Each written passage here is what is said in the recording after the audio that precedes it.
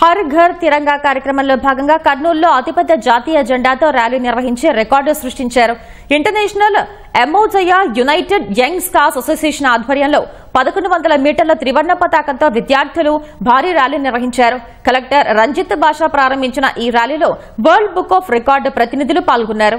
గతంలో గుజరాత్లో 3200 అడుగుల జాతీయ జెండాతో ర్యాలీ చేస్తే ఇప్పుడు కర్నూలులో 3500 అడుగుల త్రివర్ణ పతాకంతో ర్యాలీ చేసి రికార్డు సృష్టించామని కలెక్టర్ తెలిపారు.